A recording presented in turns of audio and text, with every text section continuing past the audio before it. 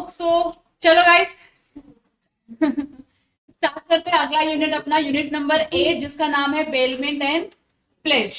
Unit number 8 bailment and pledge के बारे में बताता है। बेलमेंट आप लोगों ने ऑलरेडी थोड़ा सा डिस्कस कर लिया है, पता है कहां डिस्कस किया है? यूनिट नंबर 2 में। क्या था वो कॉन्सेप्ट? एक्सेप्शंस टू सेक्शन 25, बराबर कि नहीं? What is section 25?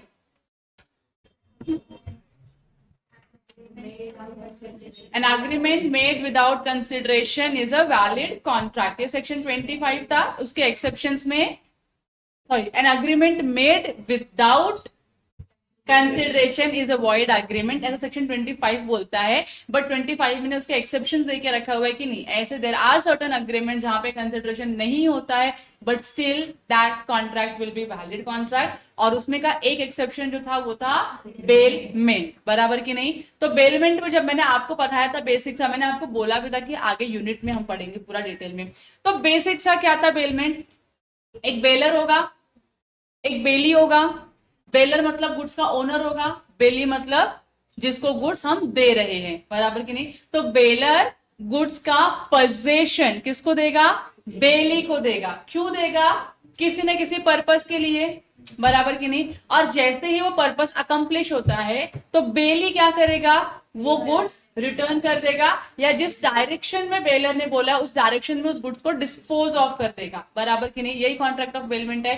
क्या कॉन्ट्रैक्ट ऑफ बेलमेंट में कंसिडरेशन होता है?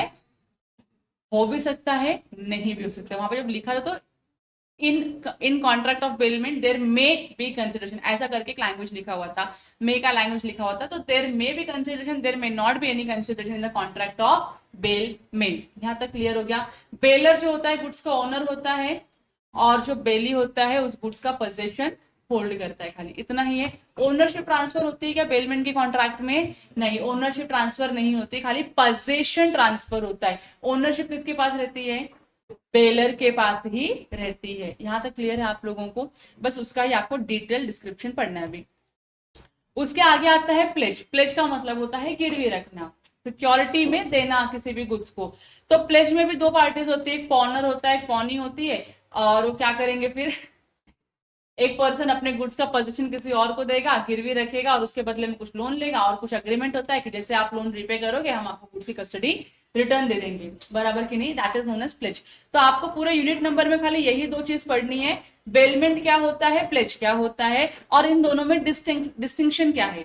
क्लियर है? आप जब बेलमेंट आपको पढ़ा तो बेलमेंट में एग्जैक्टली क्या क्या पढ़ना है? तो duties and rights of baler, baler के क्या राइट्स है, बेलर के क्या ड्यूटीज है, वो तो पता होना चाहिए हम लोगों को, वो पढ़ना है। जैसे बेलर के राइट्स एंड ड्यूटीज है, वैसे बेली के भी तो राइट्स एंड ड्यूटीज होंगे ना, बराबर कि नहीं? तो वो भी पढ़ना है आपको। फाइंडर ऑफ गुड्स, याद आ रहा है आपको?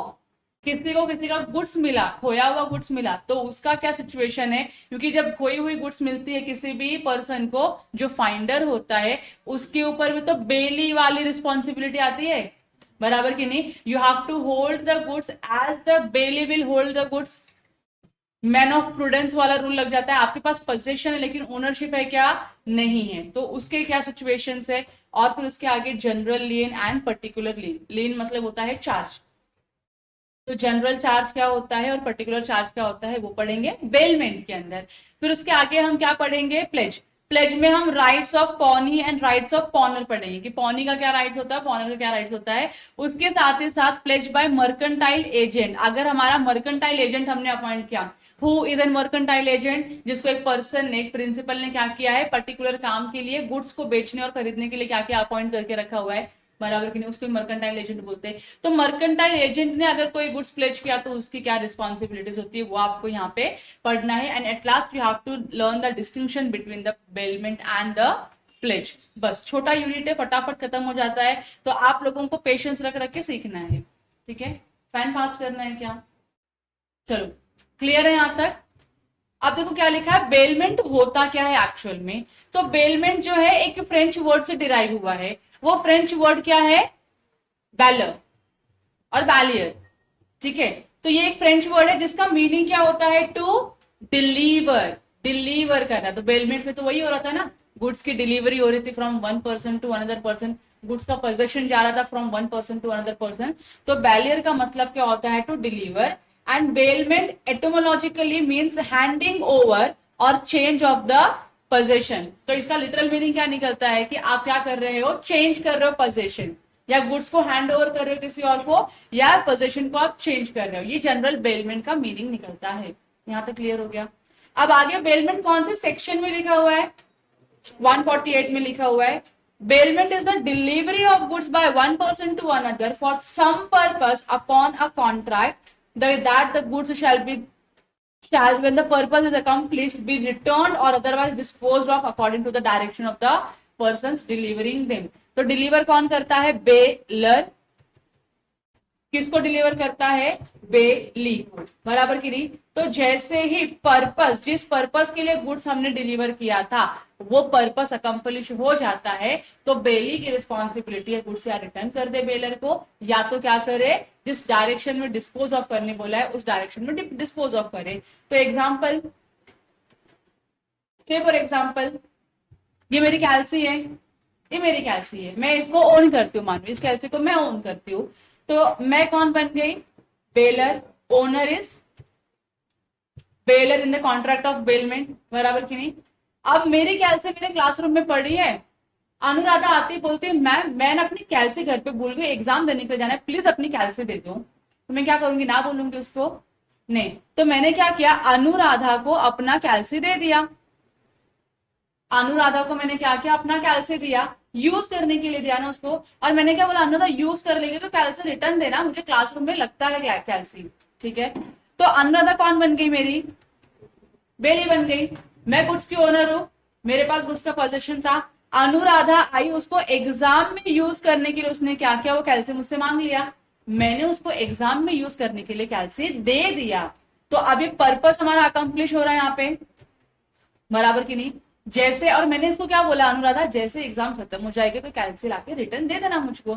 और अनुराधा का एग्जाम खत्म होने के बाद अनुराधा ने मुझे कैल्सी रिटर्न कर दिया, तो मैंने क्या? अनुराधा के साथ बेलमेंट का कॉन्ट्रैक्ट एंटर किया।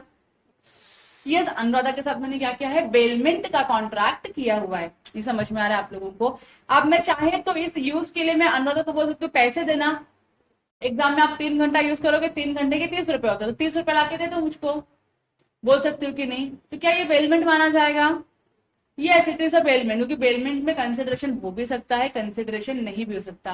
कंसिडरेशन का होना इंपॉर्टेंस नहीं रखता है। समझ में आ रहा है? There will be certain transaction जहां बेलमेंट में कंसिडरेशन नहीं होगा, still it will be a valid contract. And there will be certain transaction जहां बेलमेंट में कंसिडरेशन होगा and still it will be a valid contract. समझ में आ रहा है आप लोगों को? तो यहाँ पे मैंने उसको फ्री में दिया था, ग्रेटिट्यूअसली दिया था।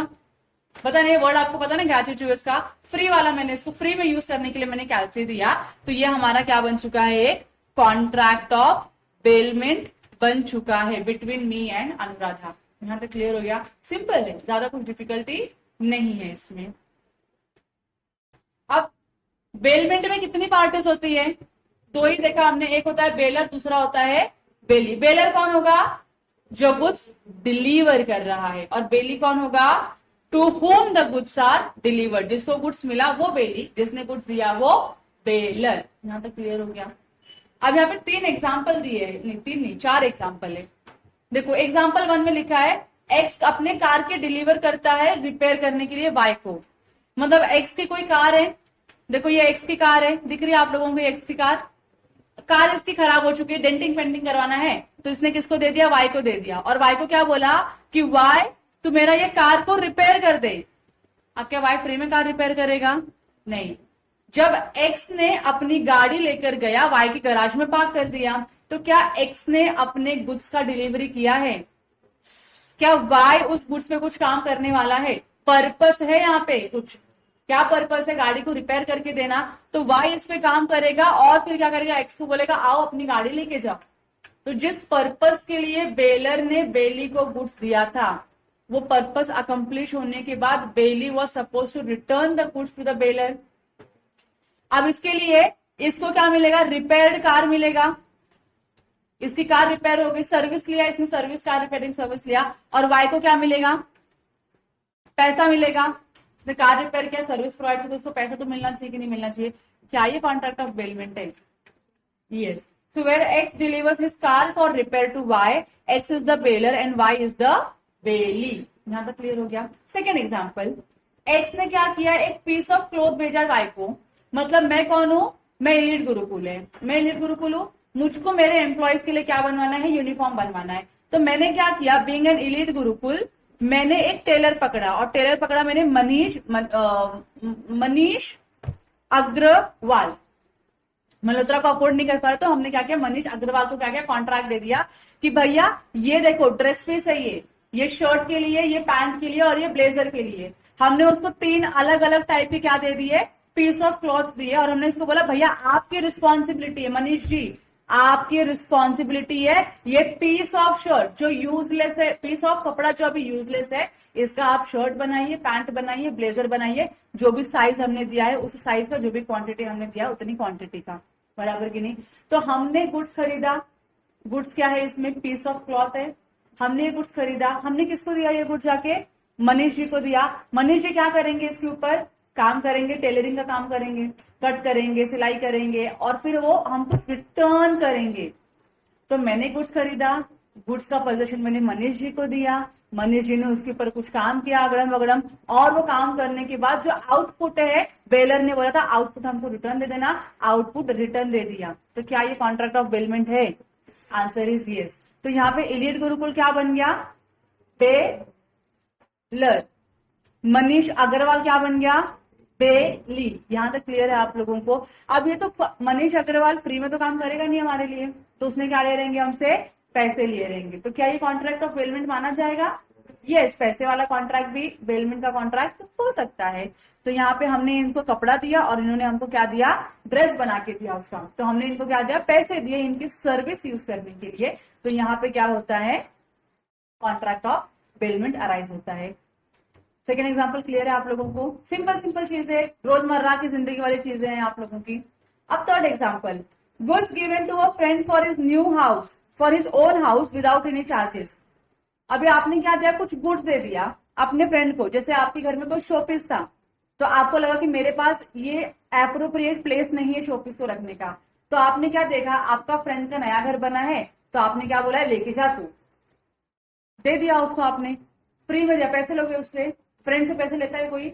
नहीं लेता है. तो ये भी क्या हो गया, बेलमेंट हो गया. बिना चार्ज लिए आपने उसको अपने गुड्स डिलीवर करके बेलमेंट हो गया. और लास्ट में क्या बोला है, X delivers goods to Blue Dart for carriage. अब ब्लू डार्ट पता आपको कौन होता है? ब्लू डार्ट एक कुरियर कंपनी है जो आपके पार्सल लेके जाती है एक पर्टिकुलर जगह पे, जहां पे भी डेस्टिनेशन है वहां पे प्रोवाइड करती है.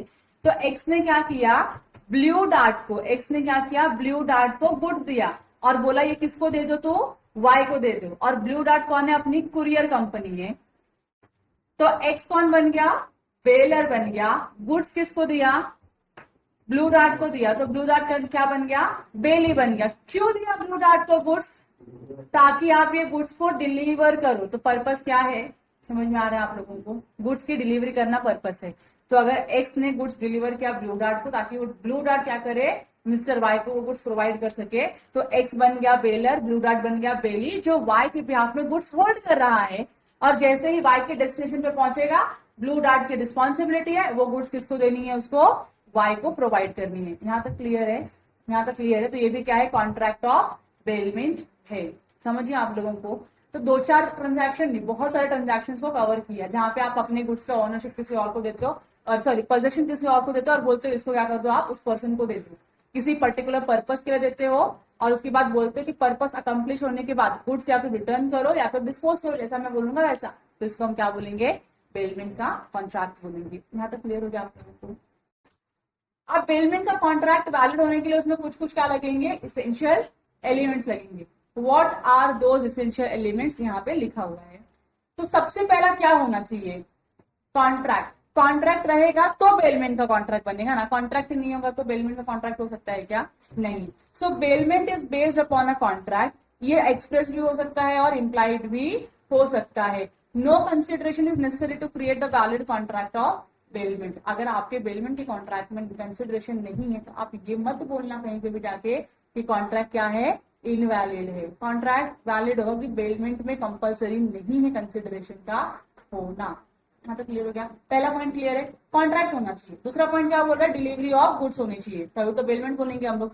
अब डिलीवरी ऑफ गुड्स की जब हम बात करते हैं तो इमूवेबल प्रॉपर्टी का डिलीवरी कर सकते हो आप लोग? नहीं।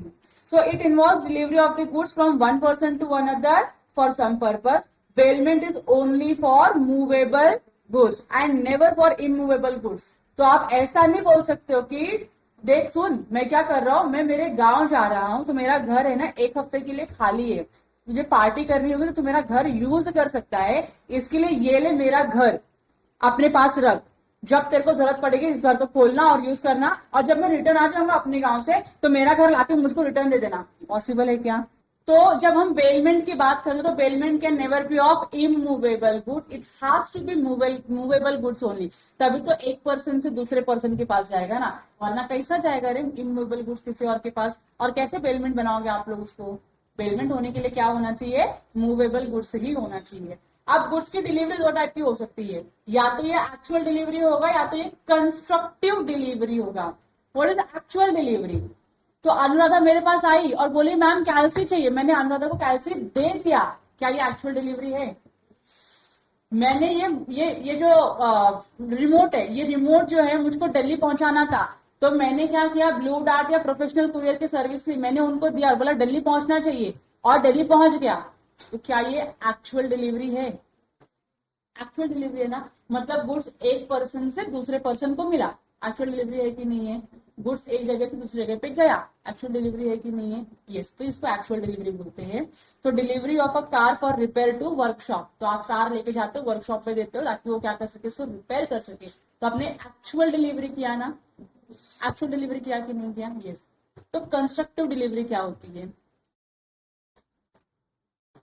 जो आप किसी तरीके का टोकन दे सकते हो और बोलते हो ये तू यूज कर। जैसे अभी मुझे बाइक चाहिए, जैसे अभी सिद्धू है, सिद्धू की एक्टिवा यहाँ पे नहीं, सिद्धू की एक्टिवा उसके घर पे है, लेकिन अभी सिद्धू गुरुकुल में रहता है, तो सिद्धू को गुरुकुल के घर से क्लासरूम तक आने के लिए, फिर क्लासरूम से घर जाने के लिए उसको व्हीकल लगती है, तो वो व्हीकल तो खरीदेगा नहीं सिर्फ इतने से पर्पज के लिए।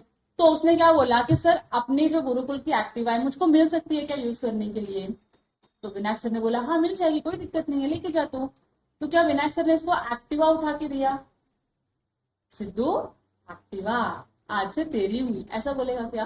नहीं, विनायक सर क्या करेंगे, की लेंगे और दे देंगे, बोलेंगे ये ले लो और जाओ गाड़ी में लगाओ और गाड़ी लेके जाओ घर पे, और घर से ऑफिस पे आ जाओ, बराबर की नहीं? तो इस टाइप की डिलीवरी को हम क्या बोलते हैं, constructive delivery. So where delivery is made by doing anything that has the effect of putting the goods in the possession of the bailey or of any other person authorized to hold them on his behalf। तो constructive delivery का मतलब भी क्या होता है, आप कुछ ऐसा एक्ट करते हो जिससे ये समझ में आता है कि इस गुड्स का पोजीशन किसके पास चला गया है, बेली के पास चला गया है, या उस पर्सन के पास गया है जो ऑथोराइज्ड है बेली के बिहाफ में इस गुड्स को लेने के लिए। समझ में आ रहा है? तो इसको हम क्या बोलते हैं, कंस्ट्रक्टिव डिलीवरी। एग्जाम्पल दिया है, delivery of the key of a car to a workshop dealer for the repair of the car. तो ये भी क्या है आपका कंस्ट्रक्टिव डिलीवरी। आपने जब तक गाड़ी की चाबी नहीं दोगे उसको, खोलेगा नहीं तो कैसे काम करेगा ना उसके ऊपर, बराबर की नहीं? तो ये क्या है, कंस्ट्रक्टिव डिलीवरी है। क्लियर हो गया? Purpose, there has to be sorry there has to be some purpose. Bailment हो रहा तो पर्पस तो होना चाहिए। So the goods are delivered for some purpose. ये पर्पस आपका एक्सप्रेस भी हो सकता है या इंप्लाइड भी हो सकता है। तो मैंने कैल्सी क्यों दिया अनुराधा को, एग्जाम में यूज कर सके, क्यों का आंसर, वाई का आंसर मिला मुझको। मैंने piece of cloth tailor uncle को क्यों दिया, ताकि वो स्टिच करके मेरे को अच्छा खासा सूट बना के दे। मैं अपनी कार गैराज पे लेके क्यों जाती हूँ, ताकि रिपेयर करके मिले या क्लीन करके मिले, जो भी है, बराबर की। There has to be some purpose. तो आपका बेलमेंट का कॉन्ट्रैक्ट बिना पर्पस का हो ही नहीं सकता। तो सम पर्पस होना चाहिए, कुछ तो पर्पस कि हमें कुछ तो काम करना है, इसके लिए आपने गुड्स यहाँ पे दिया है। तो ये समझे आपको, पर्पस होना चाहिए। There has to be some purpose in the contract of bailment. Possession होना चाहिए कि नहीं, ट्रांसफर। अगर आज मेरे पास गुड्स का ओनरशिप है और पोजेशन है और मैं चाहती हूँ कि ये गुड्स का पोजेशन अनुराधा को मिले, तो ये ट्रांसफर भी तो होना चाहिए ना। ओनरशिप ट्रांसफर कर रही हूँ क्या मैं? नो। नो नो, मैं क्या ट्रांसफर कर रही हूँ? पोजेशन। तो बेलमेंट में क्या होता है, पोजेशन जो गुड्स का है वो चेंज होता है। आज मेरे हाथ में है, कल अनुराधा के हाथ में है, परसों श्रावणी के हाथ में हो सकता है, बराबर कि नहीं? तो गुड्स का पोजेशन चेंज होते रहेगा। और change of possession can be physical delivery और by any action which has the effect of placing the goods in the possession of the bailee. या तो फिजिकल गुड्स की डिलीवरी करोगे, एक्चुअल डिलीवरी करोगे, या तो कंस्ट्रक्टिव डिलीवरी करोगे, जिससे ये समझ में आता है कि इस गुड्स का पोजेशन किसके पास है? बेली के पास है। समझ में आ गया? Change of the possession does not lead to change of ownership. Just because I have given my calculator to Anuradha to use, क्या वो ओनर बन गई इस कैलकुलेटर की? नहीं, खाली पोजेशन में चेंज हो रहा है, ओनरशिप में चेंज नहीं हो रहा। तो ओनरशिप चेंज नहीं होगा, ओनली पोजेशन ही जाएगा। Ownership still will remain with baler. यहां तक क्लियर है? And in bailment, bailor continues to be owner, and where the person is in custody without possession, he does not become the bailey. तो आपको ऐसा question पूछा कि contract of bailment में बेली के पास गुड्स का पोजीशन गया ही नहीं, तो क्या बेली माना जाएगा? नहीं माना जाएगा। बेलमेंट होने के लिए, बेली बोलने के लिए आपके पास क्या होना चाहिए? गुड्स का पोजीशन होना चाहिए, तभी तो आप बेली माने जाओगे, वरना आप बेली नहीं माने जाओगे। यहाँ तक क्लियर हो गया? अब यहाँ पे एग्जाम्पल दिया है सर्वेंट और मास्टर का। एक जो सर्वेंट है वो मास्टर की गुड्स का कस्टडी अपने पास रखता है, लेकिन क्या वो बेली बन जाता है? नहीं, क्योंकि उसको हमने किसी पर्पस के लिए दिया क्या? नहीं। आप क्या करते हो? मास्टर के गुड्स को यूज करते हो for particular purpose. So a servant of a master who is in the custody of the goods of the master does not become the बेली, क्योंकि सर्वेंट को हम गुड्स किसी पर्टिकुलर पर्पस के लिए नहीं दे रहे थे। आप मेरे घर पे हो, मेरे घर पे 4 गुड्स है, 5वां गुड्स भी आपकी कस्टडी में है, दैट डजंट मीन यू आप क्या बन चुके हो? बेली बन चुके हो। कर लो, समझा? तो मास्टर सर्वेंट का क्या होता है? एम्प्लॉयर एम्प्लॉय का रिलेशन होता है, तो वहां पे आप बेलर बेली का रिलेशन एग्जिस्ट नहीं करवा सकते हो। सिंपल है। चलो, अब नेक्स्ट क्या बोला है? Similarly depositing ornament in a bank locker is not a bailment because ornaments are kept in a locker whose keys are still with the owner and not with the bank. तो मेरे ornament है, मेरा locker facility में bank से लेती हूँ, तो I am taking the services of bank, जहां पे मैं बोलती हूँ कि मेरे ज्वेलरीज जो है मेरे घर पे सेफ नहीं है, कभी भी चोरी हो सकती है, तो आप अपने लॉकर में रखो कि bank is the safest place, ऐसा लोगों को लगता है, तो लॉकर में लेके जाते हैं, ऑर्नामेंट्स रखते हैं, लेकिन लॉकर की किसके पास होती है? ओनर के पास ही होती है। उसको जब चाहिए वो जा सकता है बैंक में, लॉकर ओपन करेगा, अपना जो ज्वेलरी चाहिए निकालेगा और लॉकर बंद करेगा, कीज लेके आ जाएगा रिटर्न। बराबर की नहीं? यहाँ पे बेलमेंट हुआ क्या? बैंक को आपने गुड्स दिया किसी पर्पस के लिए, बैंक आपका बेली बनता है क्या? नहीं बनता। So the ornament are in the possession of the owner though kept in the locker at the bank. समझ में आ रहा है? आप खाली फैसिलिटी यूज कर रहे हो बैंक की, bank has not become the bailee. समझ में आ रहा है आप लोगों को? Bank is not a bailee in this case. तो शायद यहाँ से केस बेस्ड क्वेश्चन आपको आ सके एग्जाम में, तो इसको सीबीक्यू लिख के रख दो, आ सकता है केस बेस्ड क्वेश्चन। और लास्ट पॉइंट क्या बोला है? Return of goods. What is return of goods? अगर मैंने बोला कि एक पर्पस है, अचीव हो जाएगा तो मेरा गुड्स मुझे लाके दे देना, तो क्या बेली को लाके देना पड़ेगा रिटर्न गुड्स? यस। या फिर मैंने बोला नहीं ठीक है कोई बात नहीं, अपने पास रख ले, मुझको नहीं चाहिए, तो चलेगा, मुझको रिटर्न आने की जरूरत नहीं है। So bailee is obliged on to return the goods physically to the bailor. Bailee के ऊपर क्या है? एक रिस्पॉन्सिबिलिटी, तेरे को गुड्स फिजिकली बेलर को रिटर्न करना पड़ेगा। And the goods should be return in the same form as given or may be altered as per the bailor's direction. कैल्सी मैंने अनुराधा को यूज करने के लिए दिया, तो अनुराधा कल को नहीं, मैं कैल्सी चेंज करके देती हूँ, मैं ऑरेंज बटन अच्छा नहीं लग रहा, मैं इसको ब्लैक करके देती हूँ, और उसने गोच दिया उसके ऊपर पेंसिल से, तो she is not suppose to do this. मैंने उसको बोला कि कैल्सी का स्ट्रक्चर चेंज कर, या बोलती नहीं मेरे को ना ये ऐसा नंबर अच्छा नहीं लग रहा है, जैसे अपने कीपैड में होता है ना नंबर, कीपैड में मतलब अपना कीबोर्ड में होता है नंबर, तो मुझे वैसा नंबर रखना है यहाँ पे, तो उसने उसके हिसाब से नंबर से यहाँ से निकाल के चेंज कर दी, 0 यहाँ रखी है, GT यहाँ रखी है, MRC M+, सब नंबर यहाँ से वहां घुमा के दे रही है मेरे को, चलेगा क्या? नहीं चलेगा। मैंने उसको बोला कि चेंज करने के लिए कैल्सी में साइंटिफिक अपना साइंस का दिमाग लगा और खराब कर दे कैल्सी, मैंने बोला कैसा उसको नहीं, तो she is suppose to give me the exact same product which I had given her. बराबर की नहीं? तो मैंने उसको जिस तरीके से, जिस फॉर्मेट में, जिस स्ट्रक्चर में कैल्सी दिया है, she is responsible to give me in the same structure same format. ठीक है, लेकिन जब मैं बोलती हूँ कि मैंने पीस ऑफ क्लॉथ दिया है मनीष अग्रवाल को, तो अगर वो मुझे वही रिटर्न देगा तो क्या ही मतलब है ना। तो मैंने उसको डायरेक्शन दिया है कि देख मनीष अग्रवाल, ये साइज, ये डिजाइन, ये इतने नंबर ऑफ क्वांटिटी बना के चाहिए मुझको। मैं खुद सामने से एज अ बेलर मैं खुद बोल रही हूँ ना मनीष अग्रवाल को कि आप इसको चेंज करो और फिर दो। तो मनीष अग्रवाल बिना चेंज किए दे सकता है मेरे को। Now he has to change the structure. अब जो प्लेन पीस ऑफ क्लोथ था उसको वो क्या बनाएगा, शर्ट बनाएगा, ब्लेजर बनाएगा, पैंट बनाएगा और फिर मुझको वो रिटर्न करेगा।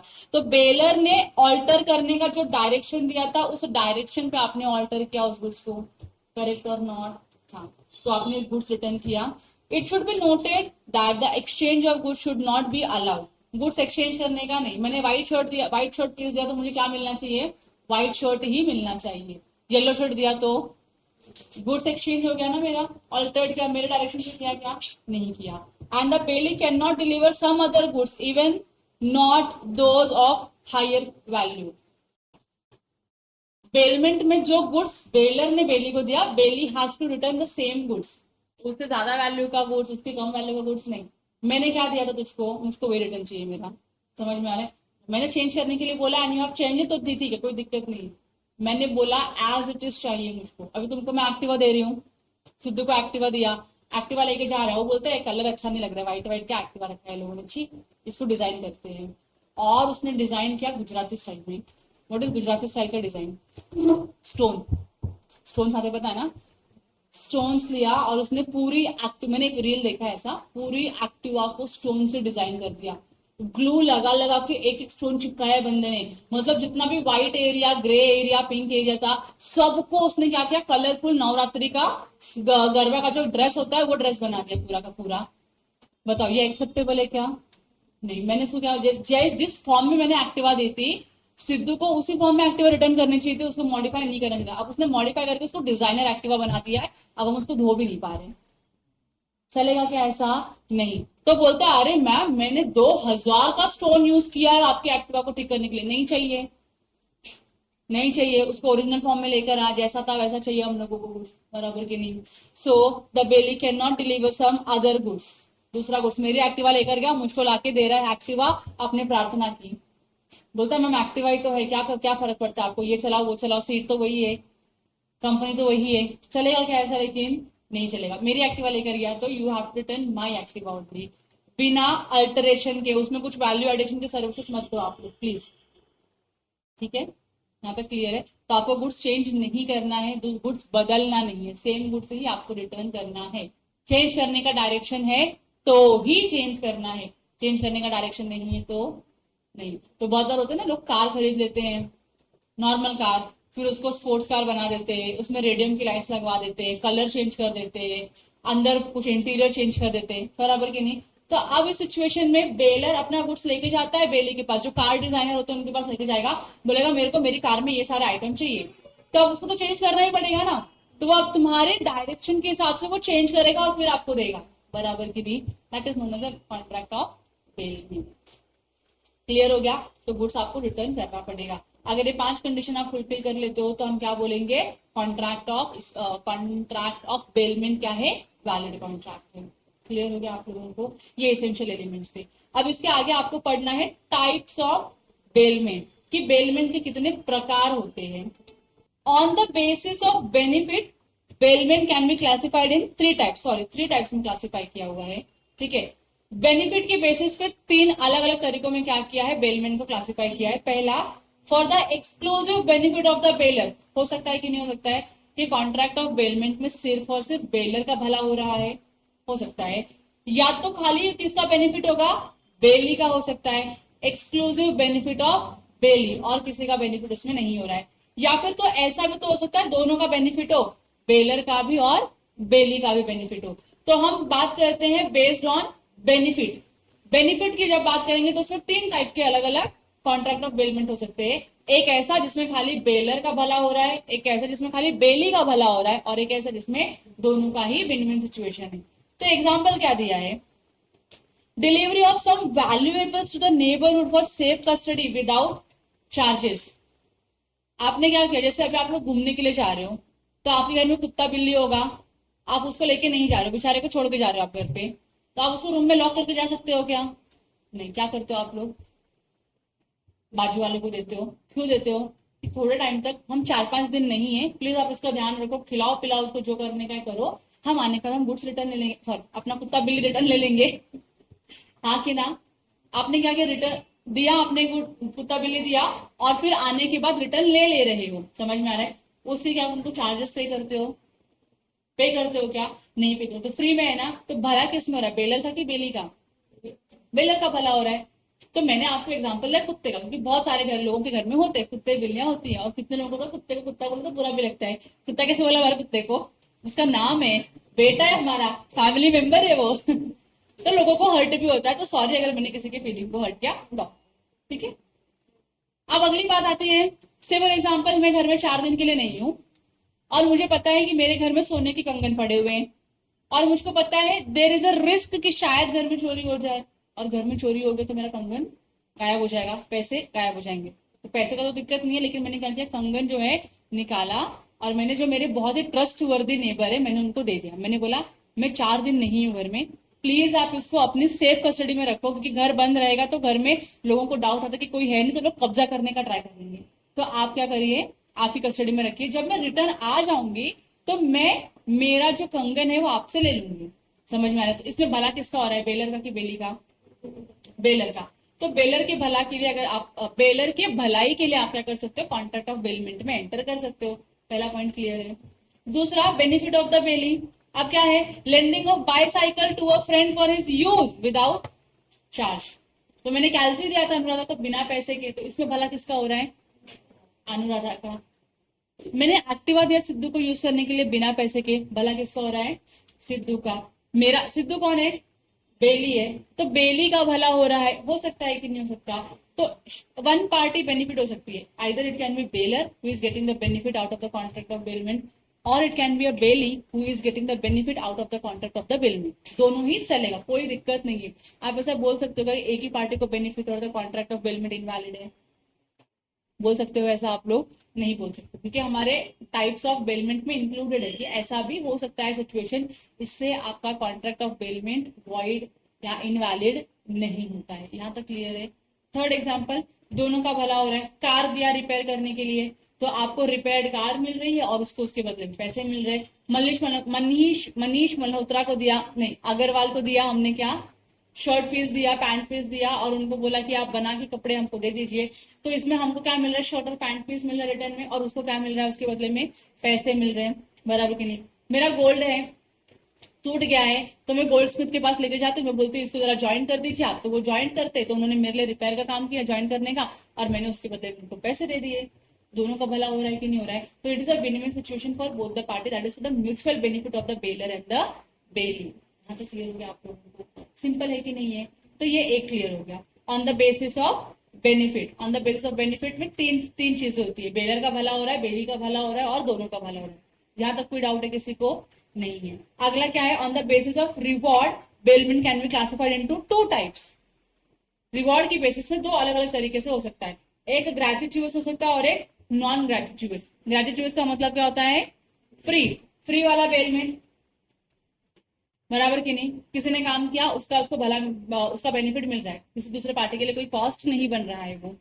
सो the word gratuitous means free of charge, बिना पैसे का bailment. So a gratuitous bailment is one when the provider of the service does it gratuitously, that is free of charge.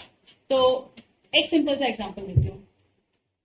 there is a one gold shop जिसका नाम है चंदू काका jewellers, Chandu Saraf काका jewellers, Chandu काका Saraf, sorry, हाँ, चंदू काका सराफ ज्वेलर्स। ये jewellers की एक शॉप है, बहुत बड़ी शॉप है ज्वेलर्स की।